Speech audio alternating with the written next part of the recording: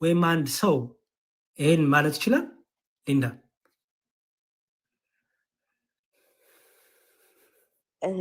ይቅርታ ብለንዳ አንድ ነብይ እንደዚህ እያልክ ስትጠይቀኝ እኔ እነ ሙሴን እነ አብርሃምን እያልኩኝ ነው ልሽ ነቢይ ስልሽ እኛ እኮ ነቢያት አሉ ባይዘወይ እንደዚህ አይነት እኔ ነቢይ ስልሽ ከእስልምናው ጋር ይገናኙ እንዳይመስልሽ። እኔ ነቢይ ያልኩት ከክርስትናው እነ አብርሃም እነ ይስሐቅ እነ ኢሳያስ የትኛውም ነብይ ሊል ይችላል ወይ ያለሽ ነው?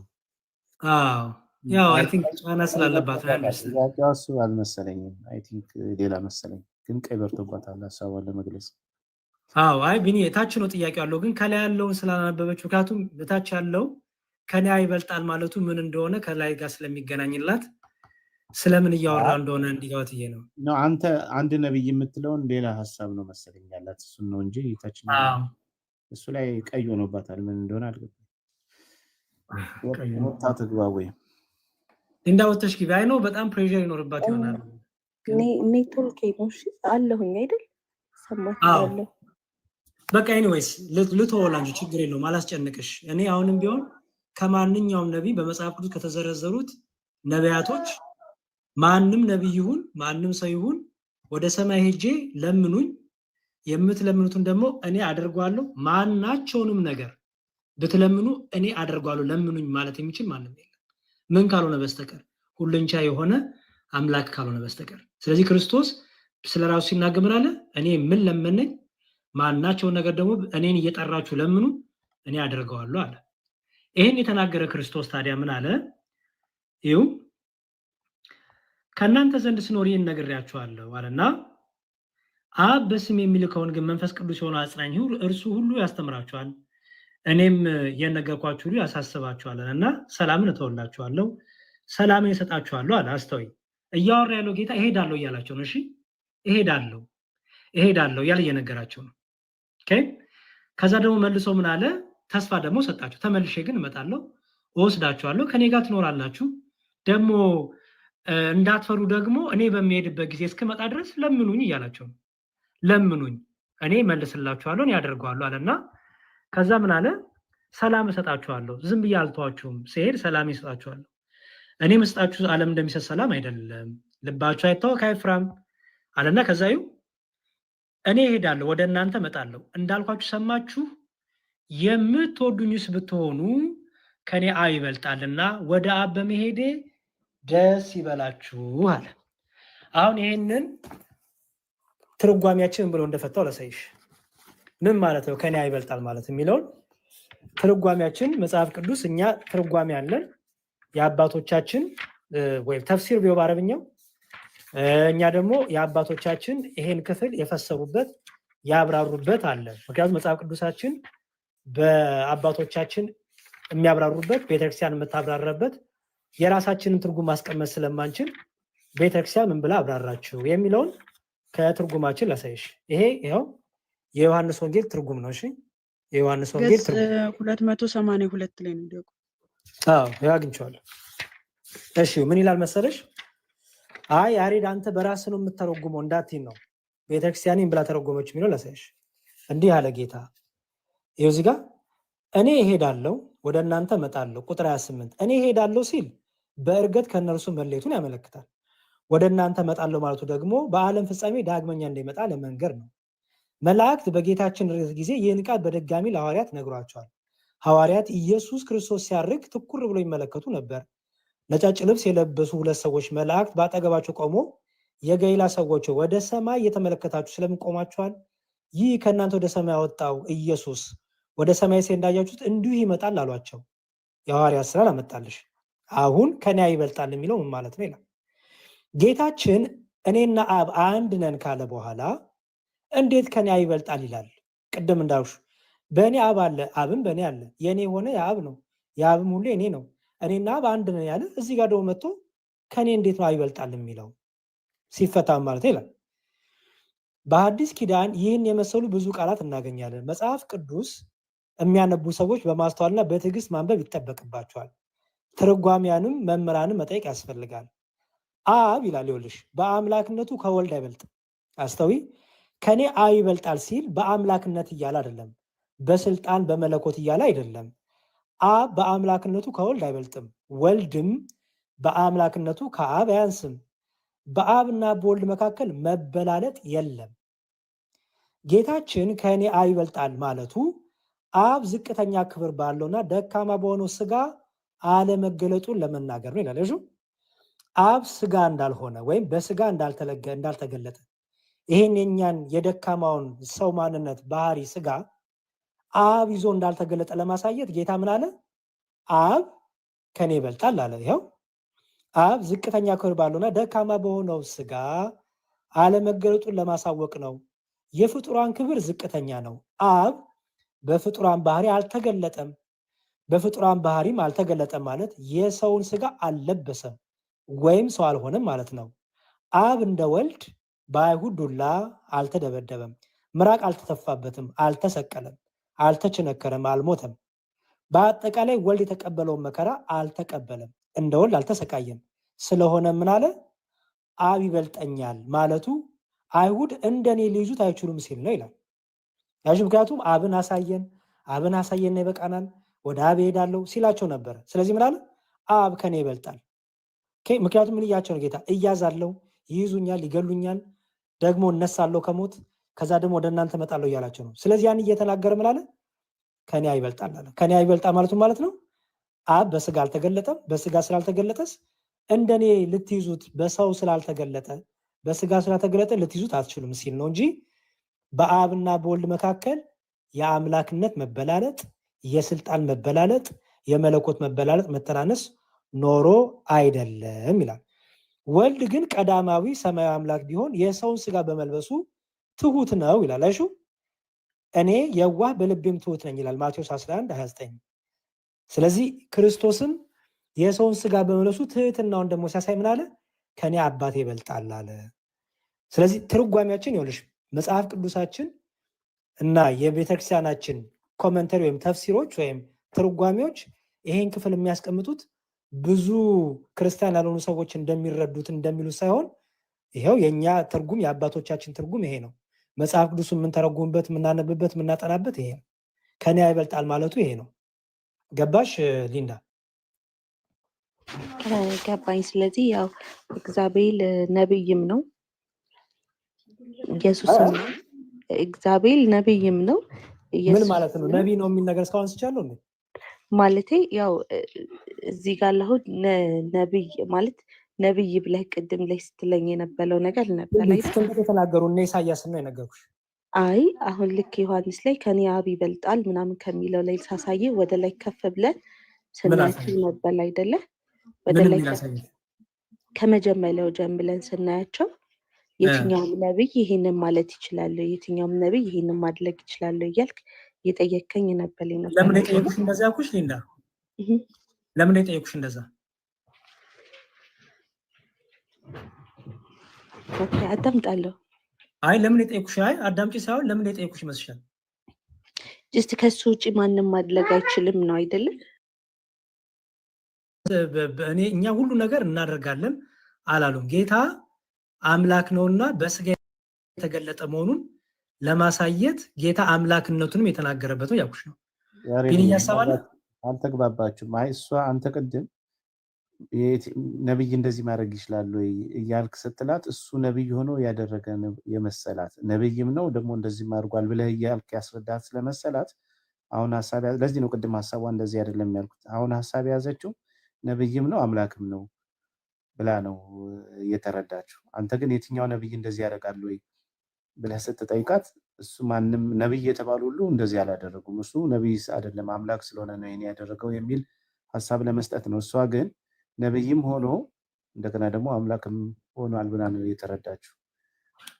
ኦኬ አው ግሉኮስ that's my point like አጠያይቁና ምንድነው መዝሙር ላይ like ስትመልስልኝ በቃ ይሄ የክርስትና እምነት መልስ ነውና ቢሆንም ባይሆንም እኔ ጋር ያሉትን ጥያቄዎች ጠይቄ የምቀበላቸው የሚገዙኝ ሐሳቦች ካሉ ያንን ሐሳብ እገዛለሁ።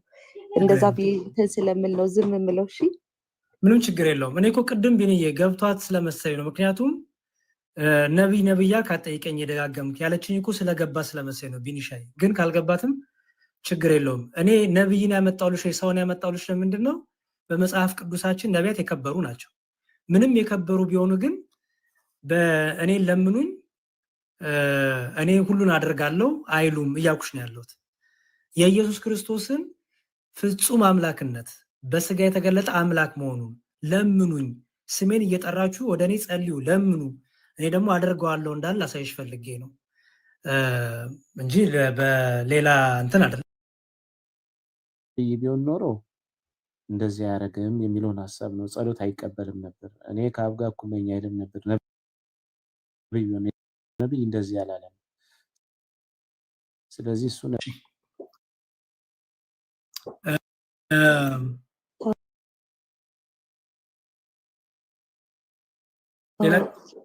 ምኖች ብቻ ለእስራኤል ህዝቦች ብቻ ተላከ።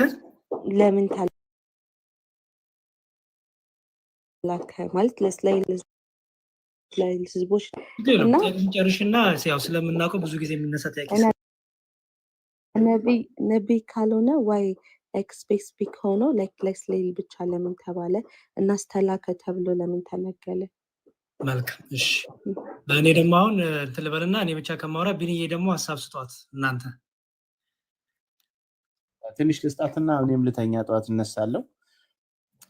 ትንሽ አንድ እኔ መዝሙር የዛ ጋር ሆነ ትከፍትልኛለህ ምናልባት አንተ ሆሴ 13:4 እና ኢሳይያስ 46:11 ላይ እዛ ላይ እኔውና ምን መሰለሽ ሊንዳይ ምን ይላል መሰለሽ ሆሴ 13:4 ላይ እግዚአብሔር ምን ብሎ ይናገራል? ከኔ ሌላ ዳኝ የለም፣ ከኔ ሌላ መድኃኒት የለም ይላል። ቁጥር 4 ላይ አይተሽ ከሆነ እግዚአብሔር ከግብጽ ምድር ያወጣችሁን እኔ ነኝ ይልና ከኔ ሌላ መድኃኒት የለም፣ ከኔ ሌላ አዳኝ የለም ይላል። ስለዚህ አዳኙ ማን ነው? እግዚአብሔር ብቻ ነው። እግዚአብሔር ኢሳይያስ 46 ላይ 11 ላይ ከኃጢአት የሚያድን ተብሎ ተነግሮለታል። ከኔ ሌላ መድኃኒት የለም ብሎ እግዚአብሔር ተናግሮ ኢየሱስ አዳኝ ከተባለ ኢየሱስ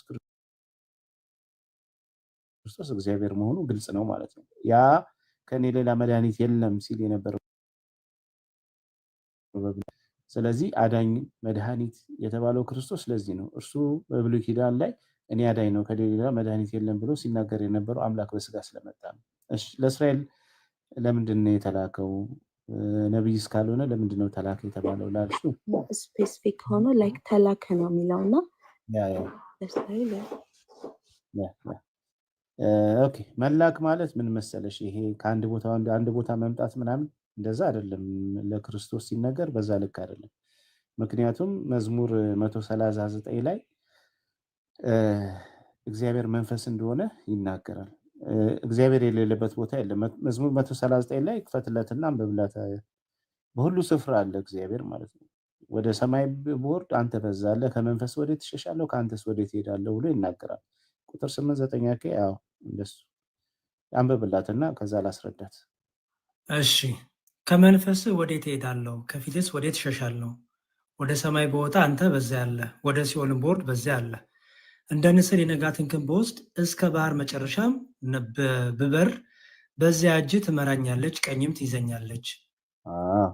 ስለዚህ እግዚአብሔር በሁሉ ቦታ የሞላ ነው። ትንቢተ ኤርምያስ 24 ላይም ከቁጥር 23 ጀምሮ እግዚአብሔር በሰማይ በምድር የሞላ ነው ብሎ ይናገራል። ስለዚህ አሁን ኢየሱስ ክርስቶስ የሌለበት ቦታ የለም፣ በሰማይ በምድር የሞላ ነው። ዮሐንስ ወንጌል ምዕራፍ 3 ቁጥር 13 ላይ ከሰማይ ከወረደው በቀር ወደ ሰማይ ከሰማይ ከወረደው በቀር ወደ ሰማይ ወጣ አይደለም፣ እርሱ በሰማይ የሚኖር የሰው ልጅ ነው ብሎ ክርስቶስ በሰማይ በምድር እንዳለ ይናገራል። ስለዚህ አሁን ለመለኮት ለእግዚአብሔር ተላከ በዚህ ነው አይባልለትም። ምክንያቱም እሱ በሰማይ በምድር የሞላ ስለሆነ ማለት ነው። ለክርስቶስ አሁን ተላከ ሲባል ምን መሰለሽ? ሰው መሆኑን ነው። በስጋ ሰው ሆኖ መገለጡን ነው። ፊልጵስዩስ 2 ላይ እነዚህን ቃል ያያቸውና እኔ ዝም ብዬ በቃሌ ልንገርሽ ችግር የለው። ፊልጵስዩስ 2 ቁጥር 5 ጀምሮ በክርስቶስ ኢየሱስ ያለ ሐሳብ ደግሞ በእናንተ ዘንድ ይኑር ይልና እርሱ በእግዚአብሔር መልክ ሲኖር ሳለ ከእግዚአብሔር ጋር መተካከልን መቀማት እንደሚገባ ሳይቆጥር የባሪያን መልክ ይዞ በሰው ምሳሌ ተገኘ ይላል። ስለዚህ ተላከ ማለት ክርስቶስ ሰው ሆኖ መገለጡን ነው። በቃ መላክ ማለት ለሱ ሰው መሆን ነው። በሰው ወይም በባሪያ መልክ መገለጡን ነው መላክ የሚባለው እንጂ እንደ ሌሎች ነቢያት እግዚአብሔር ሂድ ውረድና እንደዚህ ሂድ አስተምር እንደዚህ ምናምን እያሉ አይደለም። እንደ ሌሎች ነቢያት ማለት ነው። የክርስቶስ መላክ ማለት ሰውነቱን የሚያሳይ ነው። ምክንያቱም የሌለበት ጊዜ ስለሌለ ዮሐንስ ወንጌል ምዕራፍ 1 ቁጥር 3 እና 4 አካባቢ ወደ ዓለም ይመጣ ነበረ፣ በዓለምም ነበረ፣ ዓለሙ ግን አላወቀውም ይላል። የነበረው ነው የመጣው፣ የሌለው አይደለም። በዓለምም ነበረ። ከመምጣቱ በፊት በስጋ ክርስቶስ ወይም ተልኮ መጣ ከመባሉ በፊት እሱ በዓለም የሞላ ነበር። ዓለሙ ስላላወቀው ነው እንጂ በዓለምም ነበረ፣ ብርሃን ስለሆነ ማለት ነው። ዓለምን የሚያበራ ብርሃን ወይም ዓለምን የሚመግብ ማለት ነው። ስለዚህ መላክ ማለት ከዛ አንጻር ነው የሚታየው እንጂ ልክ እንደ ነቢያት ያልነበረበት ጊዜ ኖሮ የሆነ ሰዓት ላይ እግዚአብሔር አስነስቶ ሂድ ምናምን የሚላቸው እንደዛ ሳይሆን እርሱ ከዘላለም ጀምሮ የነበረ በኋላ ግን በሰው ስጋ ወይም በስጋ የተገለጠ አምላክ ማለት ነው። እሱ ነው መላክ ማለት። ለምንድን ነው ለእስራኤል የተላከው ያልሽው?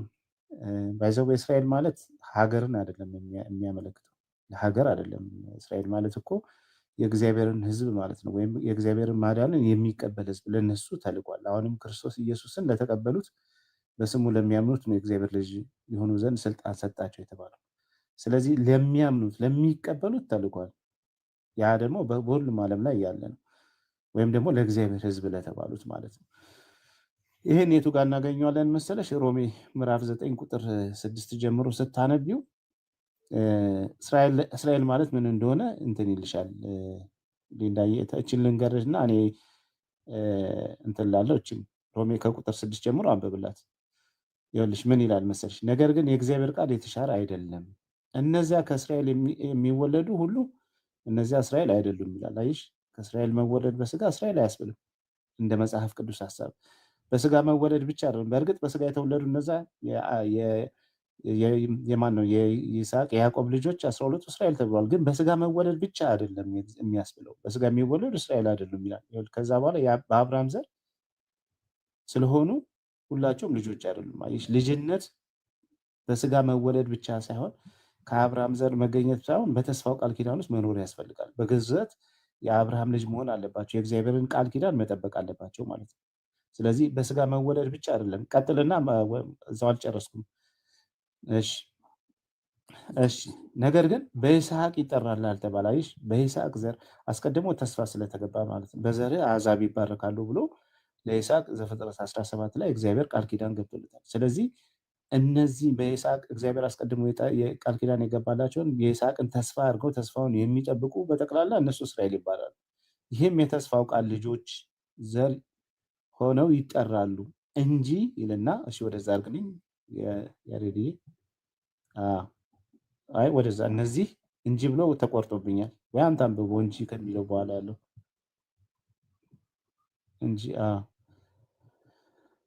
እሺ እንጂ እነዚህ የስጋ ልጆች የሆኑ የእግዚአብሔር ልጆች አይደሉም ማለት ነው። ስለዚህ በስጋ መወለድ ከእስራኤል በስጋ መገኘት የእግዚአብሔር ልጅ አያስብልሽም፣ ወይም እስራኤል አያስብልሽም። እስራኤል የሚያስብልሽ ምንድን ነው? እንደ ቃሉ እንደ ተስፋው ቃሉ የእግዚአብሔርን ቃል ኪዳን ጠብቆ የእግዚአብሔርን ማዳን የሚቀበል ሕዝብ ሲሆን ነው። የማይቀበሉትን እኮ ወደ ውስጥ እየገባሽ ነው። በግብፅ ምድር በበረሃ ላይም እኮ እግዚአብሔርን ያመፁት ላይ እግዚአብሔርን ማዳን ያልተቀበሉት ምንም እስራኤል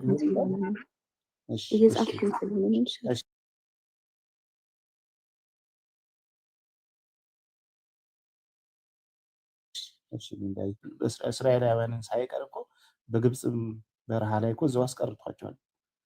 ተስፋውን ቃል ያገኙት እኮ ሁለት ናቸው፣ ካሌብና ማነው ኢያሱ ናቸው። አየሽ። ስለዚህ እንደ ተስፋው ቃል የሚኖሩ የእግዚአብሔርን ማዳን የሚጠብቁ ህዝቦች እነሱ ምን ይባላሉ? እስራኤል ነው እንጂ በስጋ መወለድ እስራኤል አያስብልም። ስለዚህ እነዚህ አሁን እስራኤልን ወይም ደግሞ በዛ በያዕቆብ ዘር የመጡትን ብቻ ሳይሆን እነሱም እስራኤል ይባላሉ በተስፋው ቃል ካሉ። በእርግጥ ለእነሱም ነው የመጣው ብቻ ሳይሆን ግን የእግዚአብሔርን ማዳን የሚቀበሉ ተስፋውን ቃል የተገባውን የሚቀበሉ በጠቅላላ ምን ይባላሉ? እነሱ እስራኤል ይባላሉ። በስጋ መወለድ ብቻ አይደለም እግዚአብሔር የሚያስብለው እስራኤል የሚያስብለው ብሎ መጽሐፍ ይፈተዋል ማለት ሲል ምን ማለት ነው? ለእስራኤል በስጋ ከያዕቆብ ወገን ለተወለዱ ለነሱ ሳይሆን ለጠፉ እግዚአብሔርን ለሚፈልጉ ማዳኑን ለሚጠባበቁ ውረድ ተወለድ አድነን ብለው ጸሎት ሲያደርጉ ለነበሩትና በጠቅላላ ደግሞ ለሚቀበሉት ለዓለም ሁሉ ማለት ነው። አሁን ማንም የእግዚአብሔር ሕዝብ መሆን ይችላል። የእግዚአብሔር ሕዝብ ለመሆን ምንድነው? በክርስቶስ ኢየሱስ አምኖ መጠመቅ ነው። አምነሽ ስትጠመቂ የእግዚአብሔር ልጅ ትሆኚ ዘንድ ስልጣን ይሰጥሻል። ዮሐንስ ወንጌል ምዕራፍ 1 ቁጥር 11 እና 12 ላይ ለተቀበሉት በስሙ ለሚያምኑ የእግዚአብሔር ልጆች የሆኑ ዘንድ ስልጣን ሰጣቸው። ሮሜ 8 ላይ ማለ መሰለኝ ካልተሳሳትኩ እዛ ላይ እሱን ምዕራፉን አላውቀውም። አባ ብለን የምንጠራበት 8:14 የልጁን መንፈስ ሰጠን ይላል። ስለዚህ ክርስቶስን በመቀበልና በመጠመቅ ምን ትሆኛለሽ? እስራኤል ዘነፍስ ትሆኛለሽ። እነሱ እስራኤል ዘስጋ ነው የሚባሉት። ባይዘው እስራኤል ዘነፍስ እንሆናለን ማለት ነው። እና ወደ እስራኤል ምድሪቷን ቢመጣ ግን ክርስቶስ ለዓለም ነው። ዮሐንስ ወንጌል ምዕራፍ 3 ቁጥር 16 ላይ የዓለም ምንድነው አባቱ አንድ ልጁን እስኪወስድ ድረስ እንዲወደዋልና ዓለሙን ምንድነው የሚለው ዮሐንስ ወንጌል ምዕራፍ 3 ቁጥር 16 ላይ ክፈትልኝ፣ እንትኑ ጠፋኝ። አንብብልኝ አይደል? እሺ። በእርሱ የሚያምን ሁሉ የዘላለም ሕይወት እንዲኖረው እንጂ እንዳይጠፋ እግዚአብሔር አንድያ ልጁን እስኪሰጥ ድረስ ዓለሙን እንዲሁ ወዷልና በእርሱ የሚያምን በዓለም በልጁ እንዲድን ነው እንጂ ይላል። በዓለም እንዲፈርድ እግዚአብሔር ወደ ዓለም አላከውምና። ወደ ዓለም ነው ክርስቶስ የተላከው። በአንድ ልጁ በኢየሱስ ክርስቶስ የሚያምን እንዲድን እንጂ እንዳይጠፋ እግዚአብሔር ዓለሙን እንዲሁ ወዷልና በእርሱ የሚያምን ይድናል ማለት ነው። ወደ ዓለም ልኮታልና። እችን ክፍል ልናገርና ሌሎች ይቀጥላሉ። ዮሐንስ ወንጌል ምዕራፍ 1 ቁጥር 29 መሰለኝ። በነጋውም ኢየሱስ ክርስቶስን ሲመጣ አይቶት ዮሐንስ ምን ብሎ ተናገረ? የዓለምን ኃጢአት የሚያስወግድ የእግዚአብሔር በግ አለ። ምን አለ? የዓለምን ኃጢአት። ስለዚህ ክርስቶስ ለዓለም ነው የተላከው። የዓለምን ኃጢአት የሚያስወግድ የእግዚአብሔር በግ ብሎ ተናገረው። ስለዚህ እስራኤል ማለት በካርታውን ያለችው ምናምን እሷም ሳይሆን የሚያመለክተው እንደ ተስፋው ቃል የሚኖሩ እግዚአብሔርን ማዳን የሚጠባበቁ ህዝቦች ለነሱ ነው የመጣው ማለት ነው። ከዛ አንፃር ነው እንዳይ። ኦኬ። ስለዚህ ላኪ አለ፣ ላኪው ደግሞ እሱ አይደለም፣ ተላኪውም እሱ አይደለም ማለት ነው አይደል? አሁን ለዚህ ላኪና ተላኪ ማለት ያው መላክ ማለት ሰው ሆኖ መምጣቱን ነው። አባቱ በእርግጥ ሂድ ውረድ ተወረደና አድን ብሎ ልኮታል ማለት ነው። ያ ፈቃድ ብቻ አይደለም በነገራችን ይወርዳል። አሁን የክርስቶስ አምላክነት ላይ አይደለም ያለ ነው ቢኔ that's why my question ላኪ ያለው ላኪው እሱ አይደለም፣ ተላኪ አለ። ኦኬ። የተላከውም ደግሞ እንደዛና ይሄ ቱ ፐርሰን ሲሆን የኔ ኤክስፔክቴሽን ነው። እሺ የኔ ኦፒኒየን ነው የምነግርህ። ምን ብዬ ነው የዓላማ አንድነት አላቸው ብዬ ነው ማምነው። ኦኬ። በአካል የተለያዩ የዓላማ አንድነት ያላቸው ናቸው ብዬ ነው ማምነው። ማለት የዓላማ አንድነት አለ በእርግጥ በአብና በወልድ መካከል የአምላክነት አንድነት ግን አላቸው ብዬ አላምንም። አይ እሱ ቆይ ችግር የለም። የዓላማውን እንቀበልሻለን። የአምላክነት አንድነት ግን አሁን በእርግጥ አለ። ለምን መሰለሽ? ክርስቶስ ኢየሱስ ራሱ ስለሚናገር አባቱም ራሱ ስለሚናገር ነው። ለምሳሌ ዕብራውያን 1 ላይ ዓለማትን በፈጠረበት በልጁ ተብሎ ተቀምጧል። እንግዲህ ዓለም የተፈጠረው በልጁ ነው ተብሎሻል። አሁን ይሄ ዓላማ አይደለም፣ የመፍጠር ወይም ደግሞ የስልጣን አንድነት ነው። አየሽ እንግዲህ አሁን ይሄን የዓላማ እንዳትዩ ዓላማና መፍጠር መቼም የፈጣሪነትን ስራ ክርስቶስ እየሰራ በዓላማ አትዩም። ይሄ ስልጣን የፈጣሪነት ስራ ነው። ዕብራውያን 1 ላይ ዓለማትን በፈጠረበት በልጁ በዚህ ዘመን ለእኛ ተናገረ ይላል። ዮሐንስ ወንጌል ላይ ደግሞ ሁሉ በእርሱ ተፈጠረ ይላል። ምን ታያለሽ? አሁን የዓላማ አይደለም። አሁን በአብና በወልድ መካከል የዓላማ ሳይሆን በእርግጥ የዓላማ አንድነት አለ። አዎ የአብና የወልድ የመንፈስ ቅዱስ አንድ ዓላማ ነው ያላቸው፣ አንድ ሀሳብ ነው ያላቸው። ግን በስልጣን ደረጃም እንደዛው ነው። በመለኮት ደረጃም አንድ መለኮት፣ አንድ ስልጣን፣ አንድ አገዛዝ ነው ያለው፣ አንድ ባህሪ ነው ያለው። ስለዚህ አብ የሚያደርገውን ወልድ ያደርጋሉ ተብሎ ተቀምጧል። ዮሐንስ ወንጌል ምዕራፍ 5 ቁጥር 19 አብ የሚያደርገውን እንዲሁ ደግሞ ወልድ ያደርጋል ተብሎ ተቀምጧል ማለት ነው። ይሄ አሁን የእንትን አይደለም፣ የዓላማ ምናምን ሳይሆን የስልጣን ነው የሚናገረው ማለት ነው። ስለዚህ በብዙ ቦታ ላይ ይናገራሉ። ዮሐንስ ወንጌል ምዕራፍ 10 ላይ ክርስቶስ ኢየሱስ ለበጎች የዘላለም ሕይወት ይሰጣሉ ይላል። እንግዲህ ሌላ ቦታ ደግሞ አብ የዘላለም ሕይወት ይሰጣል ተብሏል። ታዲያ አሁን ይሄ የዓላማ የዘላለም ሕይወት የመስጠት የአምላክ ጉዳይ ነው፣ የባህሪ ጉዳይ ነው እንጂ ይሄ የዓላማ አይደለም። እኛም እኮ ከእግዚአብሔር ጋር ዓላማ አለን እኮ አይደለ? ሐዋርያትን እኮ እንደዛ ብሎ አስቀምጦታል። በአንድ ሀሳብ በአንድ ዓላማ ከእግዚአብሔር ጋር እንድንስማማ ይናገራል። ያ ማለት ግን እኛ ፈጣሪ ነን ማለት አይደለም። የክርስቶስና የአብ ግን እንደዛ አይደለም። የክርስቶስ አለሽ ጥያቄ አነስተሽ ለምን መሰለህ አሁን ነቢይ በገዛ ሀገሩ አይከበልም ላይክ ለእስራኤል በጎች ተልኬያለሁ እንደዚህ የሚለው ነገር እሱን ላኪ መሆኑን ነቢይ መሆኑን ምናምን የሚያሳዩ ነገሮች ናቸው። ዳትስ ዋይ እኔ አሁን ኢየሱስ ክርስቶስ በሰውነቱ ሰው ነበር ኦኬ እንትን ካለ በኋላ ከሞተ በኋላ ግን አምላክ ሆነ ብዬ መቀበል የሚያቅቱን ብዙ ጥያቄዎች አሉ። ከዛ ውስጥ አንዱ ዮሐንስ ላይ የተጠቀሰው ልናገልና እኔ አምላክ አለኝ ብሎ የተናገለበት እንትን አለ።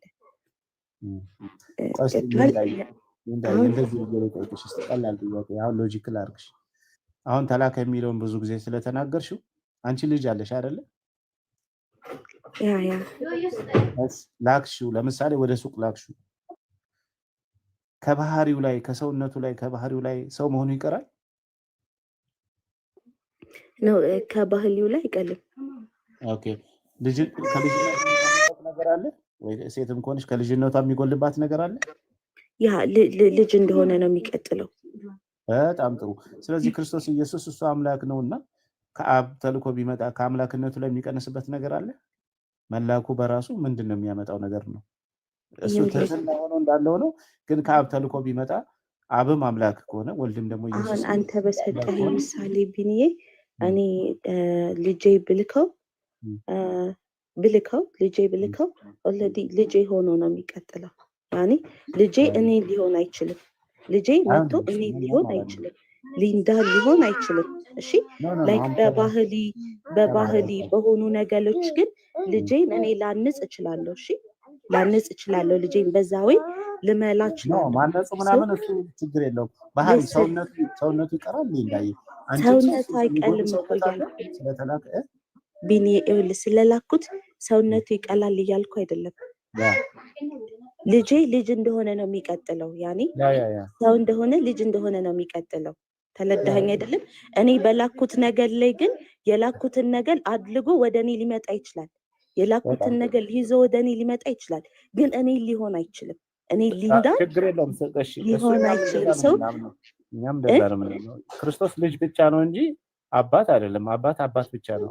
አባት ብቻ እኮ ልጅን አምላክ ነው። ልጅን አምላክ ነው ስትለው ላይክ አሁን እኔ የዓላማ አንድነት አላቸው ብዬ አምናለሁ ብያለሁ። የአምላክነት አንድነት የላቸውም ብዬ ነው ማምነው ብያለሁ። አንተ አሁን በአምላክም በስልጣንም በአገዛዝም አንድ ናቸው። ይሄ መለኮት አንድ አምላክ ነው ኦኬ ብለህ ነው የምታምነው። እኔ ደግሞ ያኔ የዓላማ አንድነት እንዳላቸው አምናለሁ። ግን ኢየሱስ ክርስቶስ አምላክ ነው ብዬ እኔ አላምንም። ይሄንን ደግሞ ከዚህ ከባይብሉ ያየሁት ወይም የተለዳሁት ነገር ነው። እንዳታችን እሺ ወይ ቢሆን እኮ ጥሩ ነበረ። ያንቺን ሐሳብ ጀምርሽ ያንቺን ሐሳብ ጨረሽና እናንተ እስቲ ማስረጃችሁን አሳዩኝ ብትይ እኮ ይሻልሽ ነበር። አሁን የዓላማ አንድነት አልሽ። ይሄን እስቲ ፈጭልኝ። ኢየሱስ ግን አባቴ እስከዛሬ ይሰራል እኔም ደግሞ እሰራለሁ። እሺ ምን ማለት ነው? አባቴ እስከዛሬ ይሰራል እኔም ደግሞ እሰራለሁ ማለት ነው። ይሄ መስራት ነው አይደል? አባቴ እስከዛሬ ድረስ ይሰራል ማለት ነው። ሊንዳ አባቴ እስከዛሬ ድረስ ይሰራል ማለት አባቴ እስከዛሬ ይሰራል ማለት እስከዛሬ ያለ ነው።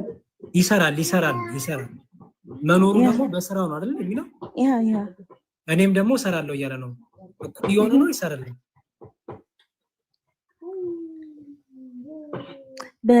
በመስላታቸው ደረጃ ያ እኩል ነው የሚሆኑት። በጣም ይቅርታና እስከምትለዋን ኃይለ ቃል በደንብ አስተውያት ሊንዳ። እስከ ማለት አባቱ ስራን መስራት ከጀመረባት ሰዓት ጀምሮ እስካሁን እሰራለሁ እያለ ነው። እስከምትለዋን ኃይለ ቃል በምን ተረዳሻት እስቲ? እስከና ስራው ምንድነው የሚለውንም አንድ ላይ ፍችል ሊንዳ። አባቴ እስከ ዛሬ ይሰራል እኔም ደግሞ እሰራለሁ። እስከ የሚለው እና ደግሞ አብ የሚሰራው ስራ ምንድነው? ወልድም በእኩል የሚያደርገው ከአብ እኩል ማለት ነው። እና እስከምትለውን ፍችልን። የዓላማ ብቻ አይደለም የሚለው ላሳይሽ ነው። አዎ በዓላማ በእውቀት በፈቃድ አንድ ነው።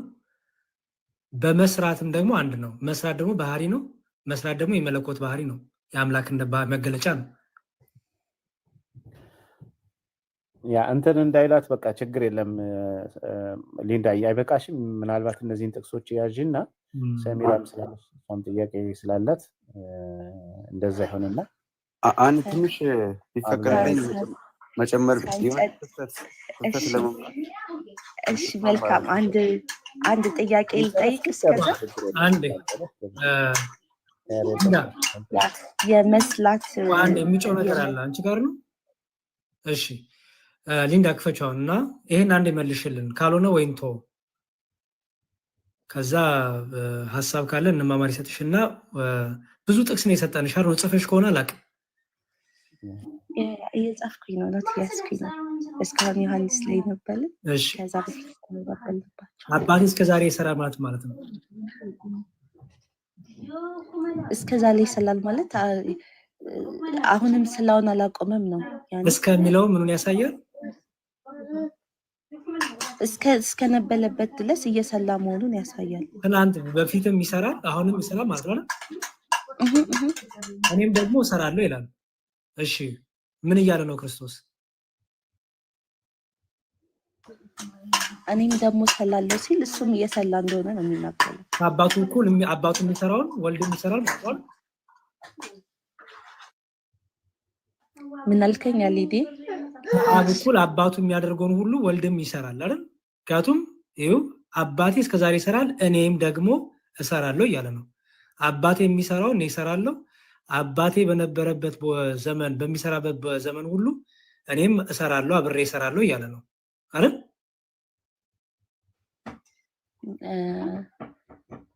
አባቴ እስከዛሬ ድረስ ይሰላል እኔም ደግሞ ሰላለሁ ሲል አባቱ እስከዛሽ ድረስ እየሰላ እንደሆነና እሱም ስላለኝ እንደነበል ነው አይደል የሚያሳየው ምንድነው አብ የሚሰራው ነገር አብ ምንድነው የሚሰራው ይፈጥራል አይደል ይፈጥራል ያ እሺ ወልድ ምንድነው የሚሰራው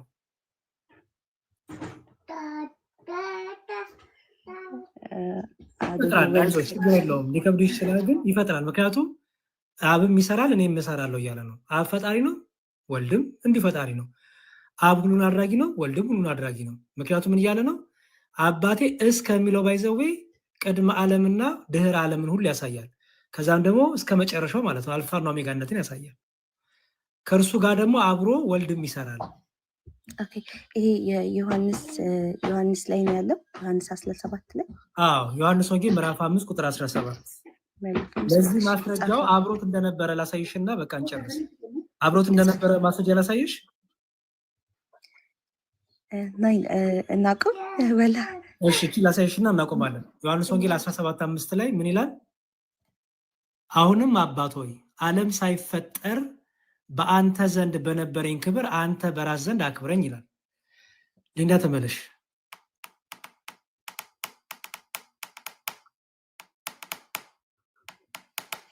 አለሁኝ እየጻፍኩኝ ስለሆነ እሺ ምን ማለት ነው ዓለም ሳይፈጠር ማለት ማንም ሳይፈጠር ማለት አይደል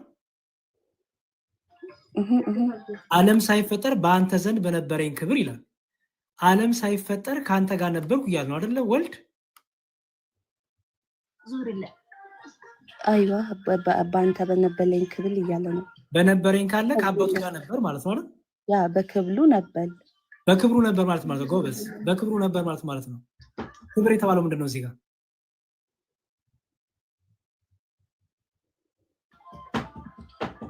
ክብር የተባለው ምንድነው ክብር ማለት እኔ ስልጣን ስለዚህ አብሮት ነበር አይደል በስልጣን እኩል ሆኖ ከአባቱ ጋር ነበር ስለዚህ ዓለም ሳይፈጠር ቅድም አባቴ የሚሰራል እኔም እሰራለሁ ሲል አብሮ ከአባቱ ጋር ዓለም ከመፈጠሩ በፊት ዓለም ከተፈጠረ በኋላ ወደፊትም አልፋና ኦሜጋነቱን መጀመሪያ መጨረሻ እንደሌለው ሁሉ አብሮ ከአባቱ ጋር እንደሚሰራ አሁን ገባሽ አይደል ዓላማ ብቻ አይደለም ደግሞ የመስራትም የመፍጠርም የማድረግም ሁሉ አንድነት እንዳለ ይሻር አይዋ እሺ ሌላ ጥቅስ ልስጥክ ነኝ እችላለሁ ካልጨለሰ እሺ አንድ ጥቅስ እንቀበልሽ ጨምር አንድ ሁለት ጥቅስ ጨምርና ችግር የለውም ግን የቀደመዋን ነገር እኔ ትንሽ ጨርስ ቢኒ አንተ አላለቀም አይደል እሺ ከዛ እንማማር መዝሙር ላይ ትንቢተ ኢሳያስ 44 ላይ እሺ ትንቢተ ኢሳያስ 44 ስንት አልሽኝ? 24 እሺ 44 24 እሺ ከማዕፀን የሰራ የሚበጅ እግዚአብሔር እንዲህ ይላል፣ ሁሉን የፈጠርኩ ሰማያትን ለብቻ የዘረጋው ምድርም ያጸናው እግዚአብሔር እኔ ነኝ፣ ከኔ ጋር ማን ነበረ ይላል። እሺ ምን እናርገው? ይሄንን ያ አሁን ከነገልከኝ ጥቅስ ጋር ነውና ይሄ ሲሰላ እንደነበር ነው የሚያሳየን አይደል? እዚህ ጋር ብቻ ምን ማለት ነው የሚለው እንፍታልሽ። አሁንም ይኸውልሽ አይሹ አይደለ ሊንዳ፣ ትልቁ ችግር እየፈጠረብሽ ያለው ከማል እየመዘሽ ስለሆነ ነው። እግዚአብሔር ይህን ሲናገር ከምን አንጻር ተናገረ? ከኔ ጋር ማን ነበረ? እኔን የዘረጋው ሲል ምን ማለቱ ነው? አይ እዚህ ጋር እኔ ብቻ ነኝ የሰራሁት ከኔ ጋር ማን ነበረ ሲል ልጁ አልነበረም ማለት ነው? አይደለም። ምክንያቱም ዓለማቱ ላይ የተፈጠሩት በልጁ ነው ስለሚለን አስተዊ ዓለማቱ ላይ የተፈጠሩት በልጁ ነው ይላል። እሱ ላሳይሽና ሜላ መሰለሽ እዚህ ዕብራውያን ላይ ከዛ ወደ ቢኒ ወይ ወደ እንትና አልክሻለሁ። እሺ ከጥንት ጀምሮ እግዚአብሔር በብዙ አይነትና በብዙ ጎዳና ለአባቶቻችን በነቢያት ተናግሮ ሁሉን ወራሽ ባደረገው ደግሞ ዓለማትን በፈጠረበት በልጁ ይላል። እሺ ዓለማትን በፈጠረበት በልጁ። ስለዚህ ዓለማቱ ላይ የተፈጠሩት በማን ማለት ነው? በልጁ ነው። ታዲያ እግዚአብሔር ማን አብሮኝ ነበር ሲል አይ የባህሪ ልጅ አልነበረም እያለ ነው? አይደለም። ምክንያቱም ዓለማቱ የተፈጠሩት በልጁ ነው ስለሚል። ስለዚህ ምን ማለት ነው የሚለውን ወይ ቢኒ ወይ እንማማር አንዳቸው ያብራሩልሽ። ቢኒ በዛው ሀሳብ እንጨርስ ነው ያብራራላት። ያ ልጠቅልልና በቃ እኔ ልውጣ። እሺ የቅድሙ በቃ ይቅር፣ ሌላ ጊዜ እናወራለን። እሺ ከኔ ጋር ማን ነበረ ሲል አው ከእግዚአብሔር ጋር ማንም የለም፣ እግዚአብሔር እኮ ብቻውን ነው። እኛም እኮ አንድ እግዚአብሔር ነው ያለው ነው የምንለው እንዳይ። ያ ማለት ግን የአንዱ እግዚአብሔር አንድ ነጠላ አካል ነው ያለው አይደለም ማለት አይደለም እኮ፣ እንደዛ አይደለም። ምሳሌ 8ን ክፈትልኝ አንዴ። ምሳሌ 8 ከቁጥር 23 ጀምሮ እንትን ልበልሽ። አው እግዚአብሔር ብቻውን ነው፣ ከሱ ሌላ አምላክ የለም፣ ሌላ አምላክ የለም። ክርስቶስ ሌላ አምላክ አይደለም። ሌላ አምላክ እኮ አይደለም ክርስቶስ። መንፈስ ቅዱስም እኮ ሌላ አምላክ አይደለም፣ አንዱ አምላክ ነው። ምሳሌ 8 አልከኝ ልጻፍ። ምሳሌ 8 ከቁጥር 23 ጀምሮ ያወነብልሻል። ምሳሌ 8 ከቁጥር አንበብላት። እሺ ተመለሽ ሊንዳ። ያው እኔ እኮ እዚህ ጋር አለልሽ እኮ። ትሰማለች እየጻፈች ነው። ችግር የለውም ስለሚጽፍ ነው። እሺ ችግር የለውም። ከዘላለም ከጥንቱ ከዘላለም ጀምሮ ተሾምኩ፣ ምድር ከመፈጠሩ አስቀድሞ ቀላያት ገና ሳይኖሩ እኔ ተወለድኩ፣ የውሃ ምንጮችም ገና ሳይፈልቁ ተራሮች ገና ሳይመሰረቱ ኮረብቶች በፊት እኔ ተወለድኩ፣ ምድሪቱም ሜዳውን ገና ሳይፈጠር የመጀመሪያው የዓለም አፈር እያለ ይቀጥላል። ዋና ሰራተኛ እስከሚለው ቀጥልና ከዛ በኋላ ታቆመዋል። ሰማዮችን በዘረጋ ጊዜ አብሬ ነበርኩ፣ በቃላያት ፊት ክበብን በደነገገ ጊዜ፣ ደመናትን በላይ ባዘጋጀ ጊዜ፣ የቀላያት ምንጮች ባጸና ጊዜ፣ ለባህርም ዳርቻን በወሰነ ጊዜ፣ ውሃ ከተዛዙ እንዳልፍ የምድር መሰረት በመሰረተ ጊዜ፣ የዛን ጊዜ እኔ በእርሱ ዘንድ ዋና ሰራተኛ ነበርኩ፣ ዕለት ዕለትም ደስ አሰኘው ነበር፣ በፊቱም ሁል ጊዜ ደስ ይለኝ ነበርኩ፣ ደስታዬ በምድሩ ተረለው ይላል። አየሽ፣ ስለዚህ አሁን እግዚአብሔር ብቻውን ነው፣ ብቻዬን ነኝ ሲል አሁን ቃሉን እና መንፈሱን ከኔ ጋር አይደሉም እያለ አይደለም። በነገራችን ላይ ቃሉ ነው ኢየሱስ ክርስቶስ የእግዚአብሔር ቃል ነው፣ ግን አካላዊ ስለሆነ ነው። መንፈስ የምንለው መንፈስ ቅዱስ የሚለው የእግዚአብሔር መንፈስ ነው፣ ግን አካላዊ ስለሆነ ነው። ስለዚህ እግዚአብሔር ከቃሉና ከመንፈሱ ለይተሽ ልታውቂው ማችም። ከቃሉና ከመንፈሱ ለይተሽ እግዚአብሔር ማን ነው ብለሽ ነው የምትናገረው።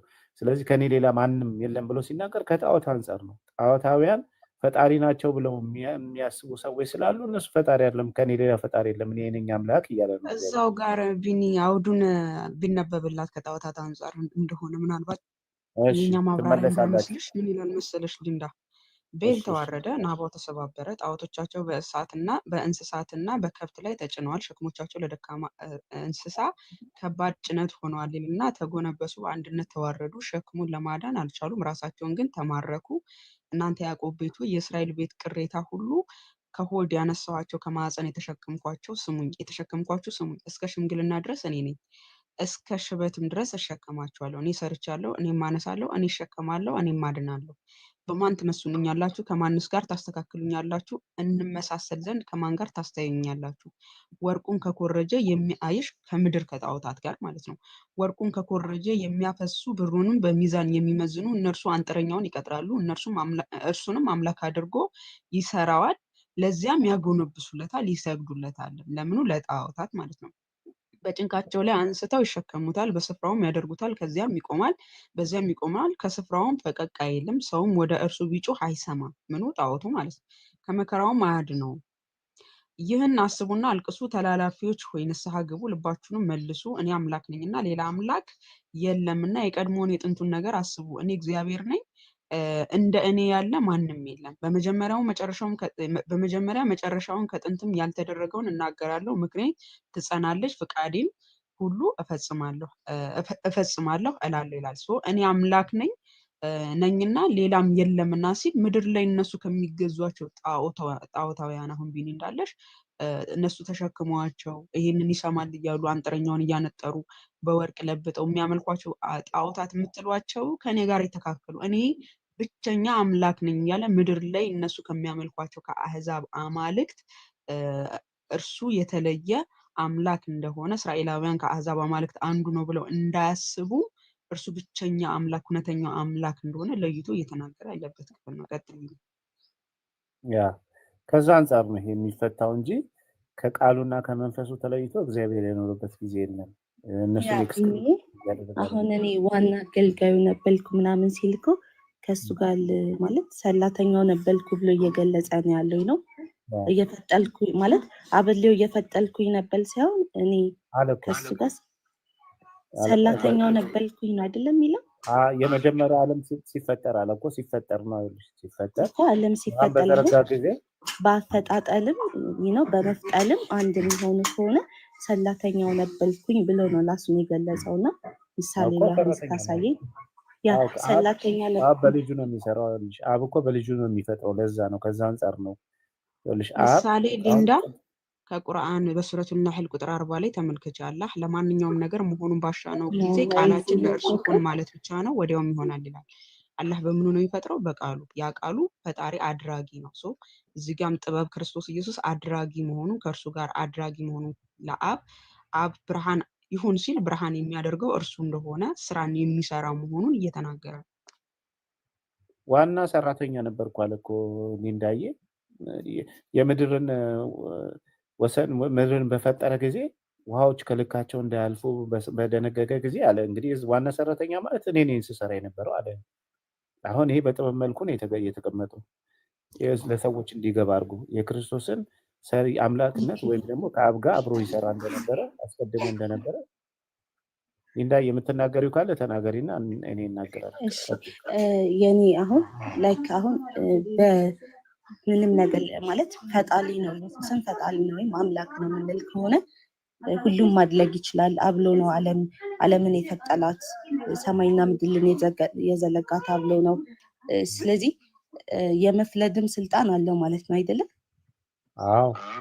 ሰው ታዲያ የዮሐንስ ወንጌል 5:30 ላይ ሊንዳችን አንድ ይቅርታ እየዘለች ስለሆነ አንድ የተጀመረው ነገር ልቅልቅ እያለ ተለጣውና አሁን ሰላተኛ ነበልኩ ሲል ታጥሏል። ሁሉንም በልጆቹ ዘልግቷል።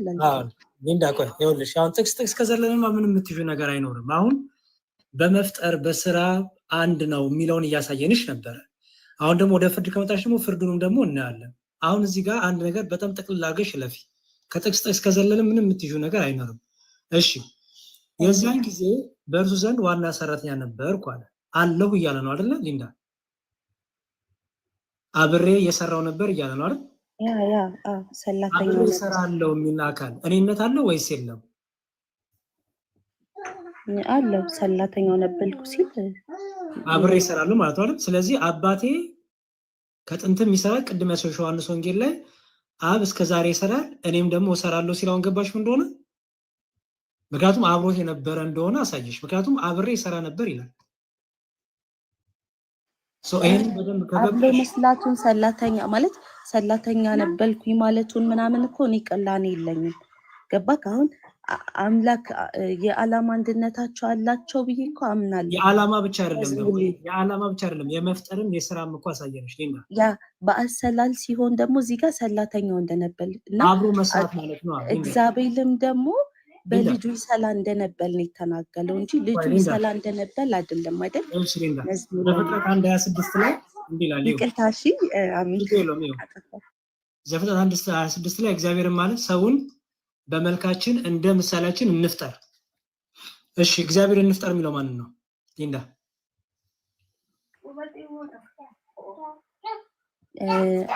በምሳሌያችን እንፍጠር የሚለው ማን ነው? እግዚአብሔር መላእክትን ነው?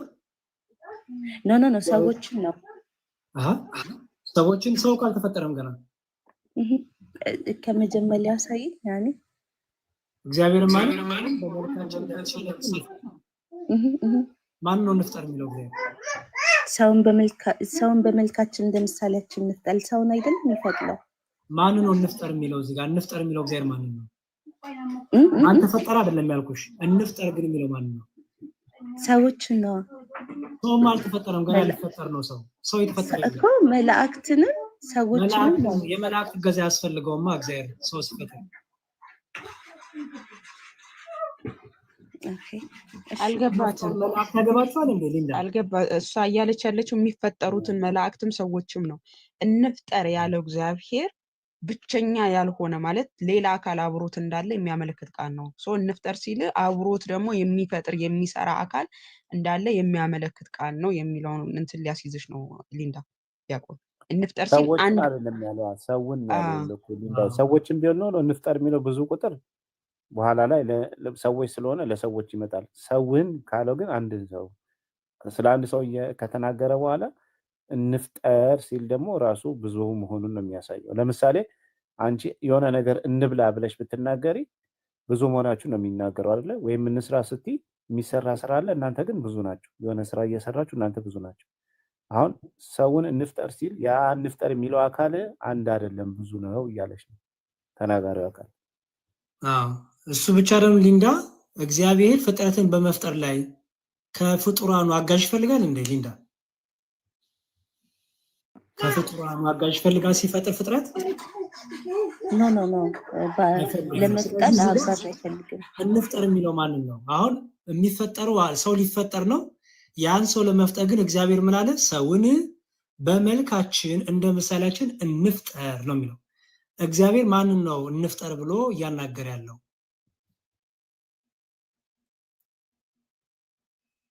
በቃ ጥሩ ችግር የለውም። ይሄ እንግዲህ የሆናይሽ አብሬ ሰራ ነበር የሚለው በልጁ ፈጠረ መንፈስ ቅዱስ። ይሄንን በምን ፈተዋለን መሰለሽ? እዩ እዚህ መዝሙረ ዳዊት መዝሙር 33 ላይ እንዲህ ይላል ቁጥር 6 በእግዚአብሔር ቃል ሰማያት ጸኑ ሰራዊቶቻቸው ሙሉ በአፉ እስትንፋስ። ስለዚህ እንፍጠር ሲል እግዚአብሔር በቃ በእግዚአብሔር ቃል ሰማያት ጸኑ። ያ ሁሉም በሚያደርግበት ፈጣሪ በሆነው ቃሉ ሁሉ ተፈጠሩ። አካላዊ ቃል ያለው በልጁ የተባለው ቃል። ከዛ ደግሞ መንፈስ ቅዱስ የአፉ እስትንፋስ የተባለ መንፈስ ቅዱስ። ስለዚህ በመፍጠር አብ ወልድ መንፈስ ቅዱስ አንድ ፈጣሪ ስላለ እግዚአብሔር ሶስትነቱን ሲነግረን ምን አለ? እግዚአብሔርም አለ ሰውን በመልካችን እንደ ምሳሌያችን እንፍጠር። ስለዚህ ቅድም ቢኒ ያመጣልሽ ምሳሌ ላይ አብሬ ነበርኩ ዋና ሰራተኛ ነበርኩ ሲል ማለቱ ነው። ከአብ እኩል ምሰራ ነበርኩ። ዋና ነው የሚለው አስተውይ። ዋና ማለት ዋናው ማለት ነው። ስለዚህ ከአብ እኩል ሰራ ነበር። ዓለማትን አብ ሲፈጥር እኔም ነበርኩ፣ እኔም ፈጥር ነበር እያለ ነው። ምክንያቱም በመፍጠር አብም ወልድም መንፈስ ቅዱስም አንድ ስለሆነ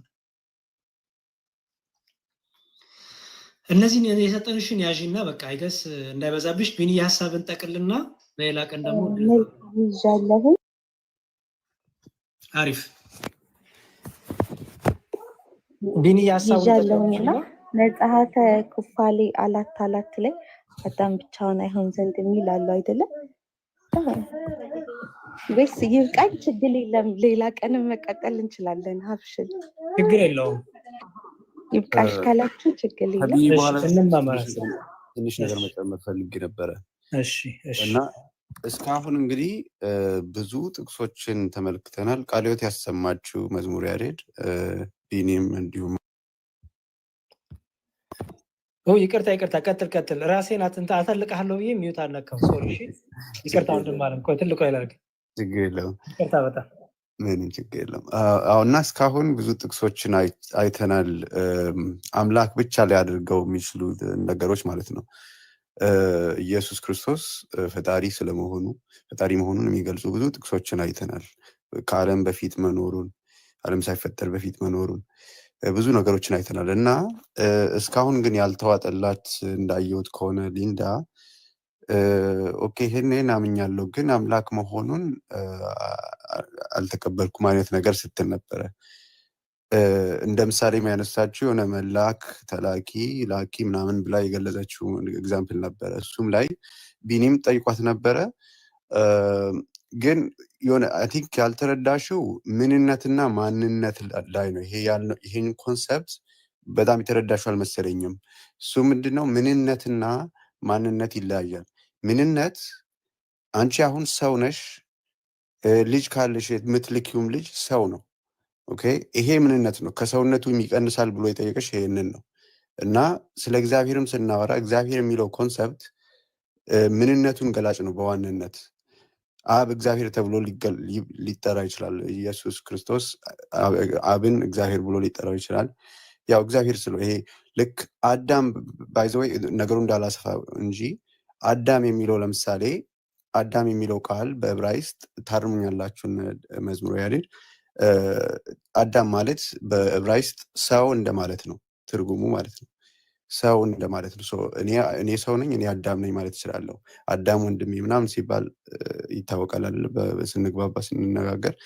እና ከዛ አንጻር ነው ኢየሱስ እግዚአብሔር ነው ስንል እንጂ ኢየሱስ አብ ነው አላልንም። እስካሁን ብዙ ጊዜ ያርሙሻል። እኛም እኮ አላልንም፣ እኛም እኮ ኢየሱስ አብ ነው አላልንም ሲሉሽ ነበረ። እና ከዚህ አንጻር ነው ኢየሱስ እግዚአብሔር ነው ስንል ልክ አሁን ልጅሽ ሰው ነው እንደሚባለው ነው ለሰው ደግሞ ማለት ነው። ለእግዚአብሔር ደግሞ ወይም ለመለኮታዊ አካል እግዚአብሔር ወይ ደግሞ አምላክ የሚለውን ቃል እንጠቀማለን። እና የእግዚአብሔር ልጅ ሲባል እሱም እግዚአብሔር ነው የምንለው ከዚህ አንጻር ነው።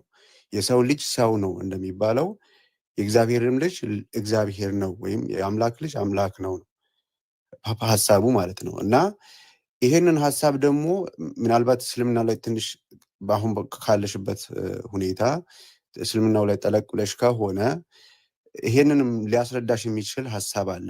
ምናልባት እሱ መጥቀስ ካለብኝ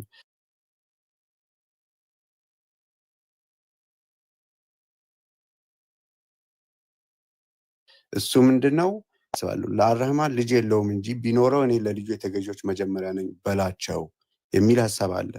ይሄ ምን ማለት ይመስልሻል? ተገቢ ስለሆነ ነው። አልራህማን ማለት የአምላክ ስም ወይ አላህ ስም አይደል? አላህ አምላክ ከሆነ እውነተኛው አምላክ ብቸኛው አምላክ ልጅ የምታምኘው አምላክ ልጅ ካለው ልጁን ትገዢለታለሽ ነው። ልጅ የለውም እንጂ ቢኖረው ትገዢለታለሽ። ልብ በይ፣ ቢኖረው ራሱ አላህን ብቻ ነው የምትገዘው አይደለም። ቢኖረው ትገዢው ነበር ልጁን። ለምን? መገዛት ተገቢ ስለሆነ ማለት ነው። እና ለአምላክ ልጅ መገዛት ያልተገቢ ነው፣ በባህሪው ገዢ ነው ማለት ነው ልጁም ማለት ነው። ለዛ ነው እንጂ አምላክ ባይሆን ወይም ፍጡር ቢሆን ከጊዜ በኋላ የተፈጠረ ፍጡር ቢሆን ተገዙለት አይልም ነበር አላህም ወይም አምላክም ማለት ነው። መገዛቱ ተገቢ ስለማይሆን ተገዙለት አይልም። እና ይሄንን በዚህ ትስማማለሽ? ግልጽ ነው እስካሁን ያልኩት ነገር ያስማማናል? መልካም እሺ። ለአምላክ ልጅ ቢኖረው ለልጁ ትገዣለሽ? በአጭር አገላለጽ መገዛት ማለት ማምለክ ነው። ማምለክ ማምለክ። አይ ኦኬ በቃ በዚህ ስላጠቃሉ ግልጽ እንዲሆንልሽ ማለት ነው። የኔ ሀሳብ እንዳይመስልሽ የተፍሲሩም የቁርአኑም ሁሉም አጠቃላይ ሀሳብ ይሄ ነው። ትንሽ ብዙ ደቂቃ አልፈጅም። እየተሰማችሁ ከሆነ ያ እስልምናው ወደ እስልምናው ሄደን ከምናይ ክርስቲያኒቲ ላይ ብቻ ቆመን ቢሆን ደስ ይለኛል። እኔም አልፈለግኩትም ባይዘው እስልምናው ላይ መግባቱን አንዴ እንማማር። በጣም ይቅርታ፣ እስልምናው ላይ መግባቱን እኔም አልፈለግኩትም። ግን ምናልባት ተዋሽቷል ከተባለ ይኸው ሱረቱል ዙኽሩፍ ቁጥር 81 ላይ ለአራህማን ልጅ የለውም እንጂ ቢኖረው እኔ ለልጁ የተገዢዎች መጀመሪያ ነው ይበላቸው ይለዋል መሐመድን። አላህ እኔ ልጅ ቢኖረኝ ለልጄ መጀመሪያ ተገዢ ነህ ብሎ መሐመድ ሲያዘው እንመለከታለን። ግን የለኝም ነው። ቢኖረው ግን የሱ ልጅ አምላክ ስለሆነ ከአምላክ የሚመጣ አምላክ ስለሆነ ለዛ ለልጄ ትገዛ ነበር። ይህን ጥያቄ ጠይቀን ነበር ኡስታዞችን። ተመልከቱ። አለው አላልኩም በደንብ አላህ ልጅ ቢኖረኝ አለው አላልኩም በደንብ ያዝልኝ። አላህ ልጅ ቢኖረኝ እኔ ለዛ ለልጁ የተገዢዎች መጀመሪያ ነኝ በላቸው ይለዋል መሐመድን። አላህ ልጅ ቢኖረው መሐመድ ለዛ ለልጁ የሚገዛለት ምን ብሎ ነው? ማን ነው ያ ልጁ? ኦኬ በደንብ አድምጪኝ። በጣም ጥሩ። የተነሳው ሱረቱ ዙኽሩፍ ላይ አምላካችን አላህ ልጅ ቢኖረው ኖሮ ወይንም ጌታ አላህ የሚወልደው ነው ልጅን ቢይዝ ኖሮ ያ ልጅም ምን ይሆናል? አምላክ ስለሚሆን የልጁ የመጀመሪያ ተገዢ እኔ ይሆን ነበር በላቸው አለ ለነቢያችን ዓለይሂ ሰላቱ ሰላም። ትክክል። ይህ ማለት ኢፍ ነው፣ ቢሆን ኖሮ ነው። ለምሳሌ ልጅ አምላክ ቢይዝ ኖሮ የአምላክ ልጅ ምን ይሆናል? አምላክ። አምላክም ይመለካል፣ የአምላክም ልጅ ይመለካል። አላህ ልጅ ቢኖር። ስለዚህ መጽሐፍ ቅዱሳችን ደግሞ አንደኛ ዮሐንስ መልእክት ምዕራፍ 5 ቁጥር 20 ላይ የእግዚአብሔርም ልጅ እንደመጣ እውነተኛም የሆነውን እናውቅ ዘንድ ልቦናን እንደሰጠን እናውቃለን። እውነተኛም በሆነው በእርሱ አለን፣ እርሱም ልጁ ኢየሱስ ክርስቶስ ነው። እርሱም እውነተኛ አምላክና የዘላለም ሕይወት ነው አለን። ማንን? ልጁ። የማንን? የአብ ልጅ እውነተኛ አምላክና የዘላለም ሕይወት። የአምላክ ልጅ አምላክ ነው። አላህ ቢኖረው ኖሮ ልጅ አዎ አምላክ ተብሎ ይገዛ ነበር ለልጁ። ወደ እስልምናው ሳትገቡ በቃ በራሳችን እንትን በሏት። እችን ብቻ ለማሳየት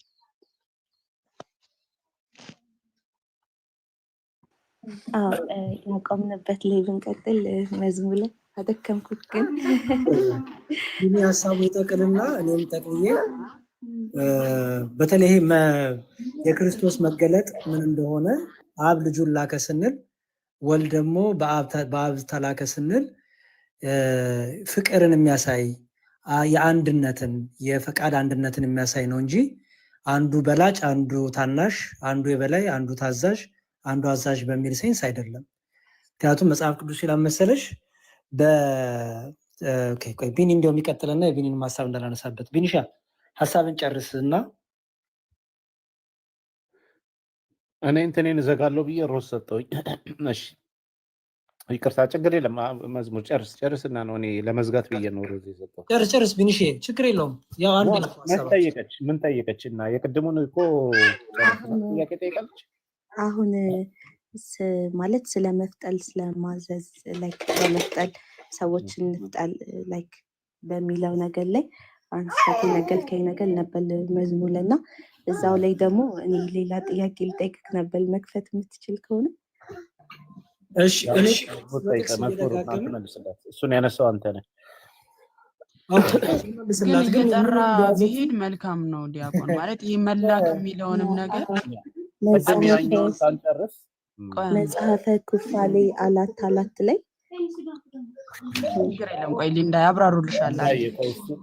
እኔ ቤትሽ መጥቼ መልሰልሻለሁ። አሁን በጣም በዛብሽ ግን ተመሳሳይ ሀሳብ ናቸው ብዬ ነው እና ያ ኩፋሌ ላይ ያለው መላእክትን አለ ምናምን የሚለው እሱ ነው አይደል? ሀሳብ ቢኒ መልሱ ለሊንዳ ብቻ ሳይሆን እዚህ ጋር 1000 ሰው አለ ለሁሉም ስለሆነ መላክ የሚለውን ኃይለ ቃል እንደው አዲስ ኪዳን ላይ ብቻ ነው እያውጠነጠኑ የሚታየው እና ከብሉይ ኪዳን ጀምሮ ጌታችን ኢየሱስ ተልኮ እንደሚመጣ እንዲሁም ደግሞ በብሉይ ኪዳንም ጀምሮ አባቱና መንፈስ ቅዱስ እንደላኩትም ተናጋሪ እንደሆነ ለምን ከብሉይ ኪዳን ጀምሮ ተናጋሪም እንደሆነ እሱ እንዲሁም ደግሞ ተላኪ መሆኑን ከብሉይ ኪዳን ጀምሮ ማሳየት ቢኖር መልካም ነው። ለምሳሌ ኢሳያስ 61 ላይ፣ ኢሳያስ 48:16 ላይ፣ ዘካርያስ 2:7 ጀምሮ ያለው ጌታችን ኢየሱስ እንደሚላክ ይናገራል። ራሱ እግዚአብሔር እንደሆነና በመካከላችን መጥቶ እንደሚያድነን እንዲሁም ደግሞ ራሱ እግዚአብሔር እንደሆነም የሚናገርበት ኃይለ ቃል ከብሉይ ኪዳን ጀምሮ ያለ ነው። አዲስ ኪዳን ላይ ብቻ ያተኮረ ሆነ ይሄ መላክ የሚለው ነገር ከብሉይ ኪዳንም ጌታ ኢየሱስ የተናገረው ነገር ነው። ይሄ ነብይ የሚያስብለው ወይም ደግሞ እኛ እንደምናስበው አምላክ ልኮት ከዛ እሱ ነብይ ሆኖ ምናምን የሚያስብል ነገር ሳይሆን ከብሉይ ኪዳን ጀምሮ ያለ ህልውናው ከድንግል ማርያም ያልሆነ እንደሆነ የሚያመለክቱ ቃላቶችን እንትኖችን ብታሳዩት። አሁን ብዙ ቦታ ረገጥንና እንትን ሆነ ማማዬ። ለዚህ ነበረ ቅድም እያንዳንዱን ነገር እየጨረስን እያንዳንዱ ነገር በደንብ አንሷን መቀበሏን ቼክ እያደረግን መረዳቷን አይ ቲንክ ብዙ ጥቅሶች ያዘጋጀችው ስላለ በቃ እሷ ያንን እንትን ማለት ነው እና እንዴት እናድርግ ማማዬ? ወይ እሷ ትጨርስና ከጨረሰች በኋላ እንቀጥልኛ አጠቃላይ ሀሳቦች ላይ እንስጥ ወይስ ምን ይሻላል? አሁን ይሄን ኩፋሊን ወይ እንቀበላትና እዛ ላይ በቃ ማጠቃላይ ሀሳብ ብንሰጥ ወይም እንደኔ ኦኬ እሺ ሰሚራም ስላለች ዘካርያስ 4:8 ብቻ አሳያትና ማሜ ላለችው ከዛ በኋላ ወደ ማጠቃለያ እንስጥና ሊንዳዬ እኔ ቤት መጥቼ መልስልሻለሁ ጥያቄዎችሽን ማለት ነው።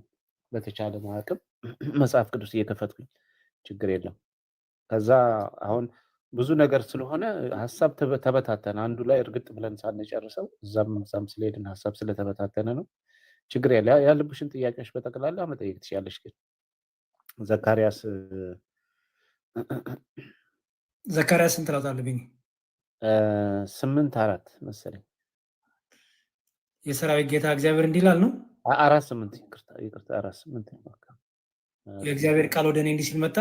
አዎ አሁን ይሄን ተመልከች። ይሄ እንግዲህ የእግዚአብሔር ቃል ምን አይነት እንደሆነና ኢሳይያስ 48:16 ጀምሮ ከ12 ጀምሮ እሱን ታነብላትና ይበቃታል። አንበብላት። የእግዚአብሔርን ቃል ወደ እኔ እንዲህ ሲል መጣ። የዙራቤል ልጆች ይህን ቤት ጠቅሶን ልጽፍ ነው ንገራት ያሬዲ። እሺ ትንቢተ ዘካርያስ ምዕራፍ 4 ከቁጥር 8 ጀምሮ ማለት ነው። በብሉይ ኪዳን የእግዚአብሔር ቃል አካላዊ እንደሆነ የሚያሳይ ነው፣ ማንነት እንዳለው። እሺ የእግዚአብሔርን ቃል ወደ እኔ እንዲህ ሲል መጣ። የዘሩባቤል እጆችን ይህን ቤት መሰረቱ፣ የእርሱም እጆች ይፈጽሙታል። የሰራዊት ጌታ እግዚአብሔርም ወደ እናንተ እንደላከኝ ታውቃላችሁ። ልቀጥል ቢኒ?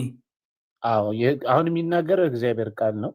የእግዚአብሔር ቃል ወደ እኔ እንዲህ ሲል መጣ ብሎ የእግዚአብሔር ቃል ምን እያለ እየተናገረ ነው?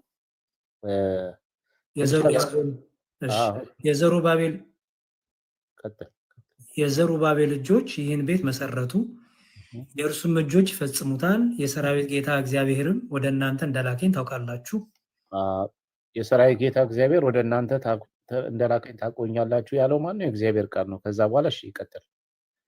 የጥቂቱን ነገር ቀና የናቀ ማን ነው? እነዚህ 7ቱ ደስ ብሏቸው በዙራቤል እጅ ቱንቢውን ያያሉ። እነዚህም በምድር ሁሉ የሚዛወሩ የእግዚአብሔር ዓይኖች ናቸው። እኔም መልሼ በመቅረዙ በስተቀኝና በስተግራ ያሉ እነዚህ 2 የወይራ ዛፎች ምንድን ናቸው አልኩት። ልቀጥል ቢኒ? አዎ ቀጥል እስከመጨረሻ። ሁለተኛ መልሼ በሁለቱ የወርቅ ቧንቧዎች አጠገብ ሆነው የወርቁን ዘይት የሚያፈሱ እነዚህ 2 ቅርንጫፎች ምንድን ናቸው አልሁት። እርሱ መልሶ እዚህ ምን እንደሆኑ አታውቅምን አለኝ። እኔም ጌታዬ ሆይ አላውቅም አልሁት። ሁሉ ጌታ። እሺ ስለዚህ አሁን ከላይ ጀምሮ የእግዚአብሔር ቃል ወደ እኔ እንዲህ ሲል መጣ ብሎ የእግዚአብሔር ቃል ከዘሩባቤል ጋር ሲነጋገር እናያለን ማለት ነው። ደግሞ መልሼም እኔ እንደዚህ ያልኩት ይላል። እሱም መልሶ ደግሞ እንደዚህ ይህን አታውቅም ወይ እያለ ይለኛል ይላል። ስለዚህ የእግዚአብሔር ቃል ራሱ በብሉይ ኪዳን አካላዊ ነው፣ ማንነት አለው። ከነቢያት ጋር ይነጋገር፣ ነቢያትን ይልክ ነበር፣ ነቢያትን ይነጋገር ነበር እና ምንድነው ኢሳይያስ 48 ከቁጥር 12 እስከ 16 አንብብላትና ብሉይ ኪዳን ላይ ክርስቶስ ከመምጣቱ በፊት ማን ነበረ? በእርግጥ ክርስቶስ የሚለው ስም በኋላ በስጋ ነው የወጣው፣ ግን ማን ነበር የሚለውን ያሳይሽና ከዛ ይበቃሻል ይመስለኛል። ሲበዛ ጥቅስም ትንሽ ይምታታብሻል አንቺ። እሺ ቁጥር 16 ከ12 ጀምሮ ይሻላል። ያዕቆብ ሆይ የጠራህንም እስራኤል ሆይ ስማኝ፣ እኔ ነኝ፣ እኔ ፊተኛው ነኝ። እኔም ኢሳይያስ 48 ከ12 እስከ 16። እሺ ያዕቆብ ሆይ የጠራህን እስራኤል ሆይ የጠራውም እስራኤል ሆይ ስማኝ፣ እኔ ነኝ፣ እኔ ፊተኛው ነኝ፣ እኔም ኋለኛው ነኝ። እጄንም ምድር መስርታለች፣ ቀኝም ሰማያትን ዘርግታለች። በጠራኋቸው ጊዜ በአንድነት ይቆማሉ። እናንተ ሁሉ በአንድነት ተሰብስባችሁ ስሙ። ከእነርሱ የተናገረ ማን ነው? እግዚአብሔር የወደደውን ፈቃዱን በባቢሎን ላይ ያደርጋል፣ ክንዱን በከላዳውያን ላይ ይሆናል። እኔ ራሴ ተናግሬያለሁ፣ እኔ ጠርቻችኋለሁ፣ አምጥቻችኋለሁ። መንገዱም ትከናወንለታለች። ወደ እኔ ቅረቡ፣ ይህንንም ስሙ። እኔ ከጥንት ጀምሬ በስውር አልተናገርኩም፣ ከሆነበት ዘመን ጀምሮ እኔ በዚያ ነበርኩ። አሁንም ጌታ እግዚአብሔርና መንፈሱ ልከውኛል ይላል። በቃ ሶስቱን አካላት እዚህ ጋር በግልጽ አስቀምጦልሻል። እኔ እንደ ከላይ ጀምሮ ሲናገር የነበረው አንድ አካል አለ፣ ሰማይ ምድርን የፈጠረ ያዕቆብን የጠራ ሰማይን በጠራው ጊዜ በፊቱ የሚሰበሰብ የአምላክነት ባህሪ ያለው እሱ ይወርድና ቁጥር 16 ላይ ከጥንት ጀምሮ እኔ በስውሩ አልተናገርኩም፣ አሁንም ከሆነበት ጊዜ ጀምሮ እኔ በዛ አለው ይልና አሁንም ጌታ እግዚአብሔርና ማን መንፈሱ ልከውኛል ይላል። ጌታ እግዚአብሔር እንዳለ መንፈሱ በመንፈሱና በጌታ እግዚአብሔር የተላከ ሌላ ደግሞ ሰማይና ምድርን የፈጠርኩ ብሎ የሚናገር አካል አለ። ሶስቱን አካላት እዚህ ጋር ያስቀምጥልሻል። ተልእኮ መምጣቱን ክርስቶስ ይሄ ስለ ክርስቶስ የሚነገር ነው። በብሉይ ኪዳን በትንቢት የተነገረ ነው። ስለዚህ አብ ወልድ መንፈስ ቅዱስን ምንም እንኳን በብሉይ ኪዳን አብ ወልድ መንፈስ ቅዱስ ተብሎ ባይቀመጥም ግን ሶስቱ አካላት በግልጽ እንደዚህ ተቀምጠዋል ማለት ነው። እና ሌላ ኩፋሌ ላይ ምናምን ያልሽውን እኔ ቤት መጥቼ መልስልሻለሁ። ሌሎችንም ጥያቄሽ ዮሐንስ 5:30 ላይ ከራሴ ምንም ማድረግ አልችልም ያለውን እሱን መልስልሻለሁ።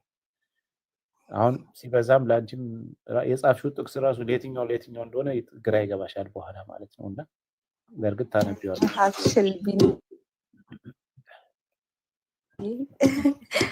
እሺ ይበቃል ካላችሁኝ መልካም። የሆነ ነገር ጀምሬ ማቆም አልችልም እና መጽሐፍ ኩፋሌ ላይ ያለውን ነገር ልትመልስልኝ ደስ ይለኝ ነበር። እዛ ላይ ስላቆም እሺ ልመልስልሽ። ችግር የለውም። ያው ይሄ የኩፋሌ መጽሐፍ ትርጓሜያችን ነው ከነ መጽሐፉ ማለት ነው። ቃሉ ንባቡ የሚለው ምንድን ነው? እሺ ወይ በለን እግዚአብሔር ለነ እግዚአብሔርም ለእኛ ነገረን። እንግዲህ ለእኛ ነገረን የሚለውን አይደለ ሊንዳ ጥያቄሽ? ያ አላት ላይ ለእኛ ነገረን የሚለው ብዙ ጊዜ የምትረዱት እናንተ ምንድን ነው? ያው እዛ እንፍጠር የሚለው መላእክትን እንደዚህ ነው፣ ይሄው ማስረጃው ነው የምትሉት። ታዲያ እዚህ ጋር ግን እግዚአብሔር ለእኛ ነገረን ያለው ማን ነው ሲል አዳም ብቻውን ይኖር ዘንድ አግባብ አይደለም አለ፣ እንደ እርሱ ያለ ረዳት እንፍጠርለት እንጂ ፈጣሪያችን እግዚአብሔር በአዳም እንቅልፍን አመጣበት እሱም ተኛ። አሁን አስተዊ እግዚአብሔርም ለእኛ ነገረን ያለው በሙሴ በኩል ኦኬ። ያንን መጽሐፍ ኩፋሌን ሲያስቀምጥልን ያንን መጽሐፍ ወስዶ ያንን ታሪክ ወስዶ ዘጋቢው ከዛ ላይ ስለዘገበ ወይ ራሱ ዘጋቢ ማለት ነው። ኩፋሌ የተከፈለ ማለት ነው። ባይዘወይ የተከፈለ ነው። ያንኑ ቃል በዛ ቃል ላይ ነገረን።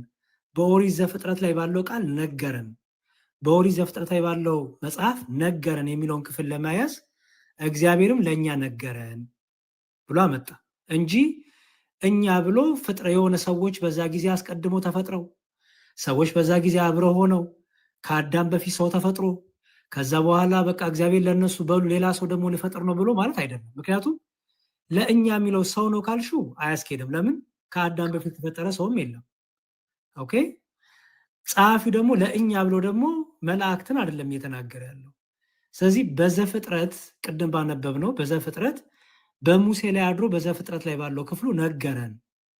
ኦኬ። ስለዚህ እግዚአብሔርም ለእኛ ነገረን ሲል እኛ በዛ ጊዜ ኖረን እግዚአብሔር አዳምን ሊፈጥር ስለፈለገ እኛን አማከረን ለማለት አይደለም። ኦኬ። በዘፍጥረቱ መጽሐፉ በቀደመችው መጽሐፉ ነገረን። ምክንያቱም ኩፋሌ ከዛች የተከፈለች መጽሐፍ ስለሆነች በዛ ለእኛ ነገረን ሲል በዛ መጽሐፍ ነገረን። ምኑን? እግዚአብሔር እንዴት እንደሰራ እግዚአብሔር እንዴት እንደፈጠረ ለእኛ ነገረን። ምን ብሎ? አዳም ብቻ ይኖር ዘንድ አግባብ አይደለም አለ። አይሹ አለን አይልም። አስተዊ አዳም ብቻውን ይኖር ዘንድ አግባብ አይደለም አለን አይልም። አለ ነው የሚለው። ለእኛ ነገረን ብሎ አለን ማለት ነበረበት አይደል? ሊና አይደል? አለ አይሹ ለእኛ ነገረን ብሎ በመጽሐፉ የነገረንን ከዛ ደግሞ ምን አለ ደግሞ እግዚአብሔር አዳም ብቻ ይኖር ዘንድ አግባብ አይደለም እንደ እርሱ ያለ ረዳት እንፍጠርለት እንጂ። ቅድም ምን አለን? እንፍጠርለት ሲል ቅድም እንፍጠር የሚለው ሳይትሻለሁ አይሹ ይው ምን ይላል እዚህ ጋር? ወወደ የእግዚአብሔር አምላክ ህድም ተላዕሌሁ ወኖመ ይላል። ፈጣሪያችን እግዚአብሔር በአዳም እንቅልፍን አመጣበት እሱም ተኛ። ከአጥንቶቹ መካከል አንድ አጥንትን አንስቶ ሔዋንን ፈጠራት። አሁን ከአጥንቶቻችን መካከልም አላለም። የመጀመሪያው ሰው አዳም ስለሆነ አጥንት ያለው ኦኬ፣ ስጋም ያለው አዳም ነው። ሌላ ፍጥረት አይደለም። ይሄ እዚህ ጋር እኛን አማከረ ወይ እኛን ነገረን የሚለው እንዲያው አማከረን ወይ ምናምን ሌሎቹንም ፍጥረት አማከረ የሚል ሳይሆን በዛ በመጽሐፉ ነገረን። አስቀድሞ በኦሪት መጽሐፍ በዘፍጥረት መጽሐፍ እንዴት ፍጥረት እንደፈጠረ ነገረን። ኩፋሌ የተባለበት ምክንያት እንዲሁም ላስረዳሽ። ኩፋሌ ማለት እንደሆነ ከራሴ እንዳላወራው ላሳይሽ። ይኸው መጽሐፈ ኩፋሌ ነው። እሺ ምን ይላል? ይኸው መግለጫው ላይ ኩፋሌ ማለት ነው ይላል። እሺ ዝንቱ ነገረ ኩፋሌ፣ ይህ የኩፋሌ ታሪክ ነው። ኩፋሌ ማለት ዘተከፍለ እምኦሪት፣ ከኦሪት የተከፈለ ማለት ነው ይላል። እሺ ከኦሪት የተከፈለ ወይም ከኦሪት የወጣ ማለት ነው። ስለዚህ አስቀድሞ ነገረን የሚለው በኦሪት መጽሐፍ ነገረን እያለው ነው። ገባሽ አይደል ሊንዳ? እያዳመጥኩኝ ነው። ያ ማለት ነው ነገረን የሚለው በዛ በኦሪት በነበረው በቅዳው መጽሐፍ ነገረን። ምክንያቱም እቺ ኩፋሌ ከኦሪት ተከፍላ የወጣች መጽሐፍ ስለሆነች የኦሪቱን የምታብራራ ስለሆነች ኩፋሌ የተባለችበትን ምክንያት በዚህ ትርጉሙ ነው። እንዲሁም ሌላ እውቀትም ሰጠውሽ። ኩፋሌ ማለት ዘተከፍለ ከሚለው ወጣ ነው። ኦሪት ከኦሪት የተከፈለች ማለት ነው። አንድም እያለ ዘይከፍል አማረ ዓመታት እያለ ይቀጥላል። ኦኬ መልካም። እሺ አመሰግናለሁ ሁላችሁንም። ጥሩ ቆይታ ነበረ። እንዳየሰው ሰው የተፈጠረው በእግዚአብሔር መልክ ነው እንጂ በመላእክት መልክ አይደለም። መላእክት ቢፈጥሩ ኖሮ እግዚአብሔር ጋር ሰውን እንደ መልካችን እንደ ምሳሌያችን እንፍጠር አይደለም ነበር። አይሽ ስለዚህ የመላእክት መልክም የለውም። ሰው የእግዚአብሔር መልክ ነው እንደዛ ብሎ ስለተቀመጠ ማለት ነው። በመፍጠር ከእግዚአብሔር ጋር መላእክት ተባብሮ ቢሆን ኖሮ እንደዛ ተብሎ አይነገርም። እዛውን ያሬድ ያለልሽ ላይ መላእክት ራሱ ሲመሰክሩ ፈጠረ ብለው ነው እየመሰከሩ ያሉት። እግዚአብሔር እንደፈጠረ ብለው ምስክርነት ሲሰጡ ያለው እንጂ እነሱ ፈጣሪም አይደሉም። ከእግዚአብሔር ጋር በአንድነት በመፍጠር ስራ አይተባበሩም። እንደዛ አይደለም። እና ይሄ ነው። ለማንኛውም ይበቃሻል። መልካም ቢኒ፣ በጣም ቆንጆ ቆይታ ነበረን። መዝሙር ላይ ያለድ ማማዬ፣ ሁላችሁንም አመሰግናለሁ ለሰጣችሁኝ ጊዜ፣ ለሰጣችሁኝ ሰዓት አስገብታችሁ አክብላችሁ ወዳችሁ ፈቅዳችሁ እዚህ ጋር ቁጭ አልጋችሁ ጊዜያችሁ ስለሰዋችሁልኝ አመሰግናለሁ። እሺ እንቀጥላታለን። እየመጣች መልካም። ያው ስለ ፍልድ ጠይቃችኋለሁ ብዬ አስባለሁ። ይንቀጣል የኢየሱስ ክርስቶስ መፍለድ ይችላል። አሁን መስቀልን አየን አይደለ? ይችላል በሚለው ከዛ ደግሞ መፍለድስ ላይ ይችላል የሚለውን ነገር ልናያለን። ያው የአምላክነት ባህሊ ነው መፍጠርም መፍለድም የእሱ ስልጣኖች ናቸው፣ የአምላክነት ባህሊ ናቸው ብዬ ስለማምን በዛ ዙሪያ እናያለን። አመሰግናለሁ በጣም። እሺ ልውለድል ያህል እሺ እመጣለሁ። እሺ አመሰግናለሁ። እንማማር። በጣም ቃሉ ታሰማለን። አሪፍ ፖይንት። እሷም አይ ቲንክ በደንብ ተረድቷለች። እንዲሁም ጥሩ ሀሳብ ጥሩ ነገር ነው ያነሳው። እናመሰግናለን። ከሌሊቱ 9 ሰዓት ሆነብን። እኔ ቢኒ ስንት ሰዓት እንደሆነ ባላቅም 8 ሰዓት ከሌሊቱ። እሷ እኮ ቁርአንን አታንሱብኝ ስላለች ነው። አይ ይሁን ይቻላል፣ ጥሩ ነው እንጂ ቁርአኑን ሳናነሳ የኛን መመለሳችን አንዳንዴ ያስፈልጋል። ግን አታንሷለች ማለት ይሄኛው ላይ ቃሪቱ ያሰማልን በድጋሚ መዝሙር በጣም አሪፍ ነው። እንማማር። እሺ በጣም ኢምፕሬስድ ሆኛለሁ እና አሪፍ ነው። አጭር በሆነ ግን ብዙ ነገር የያዘ ነገር የነገርከን እና ቃሪቱ ያሰማልን። አሜን ያብራሰማን።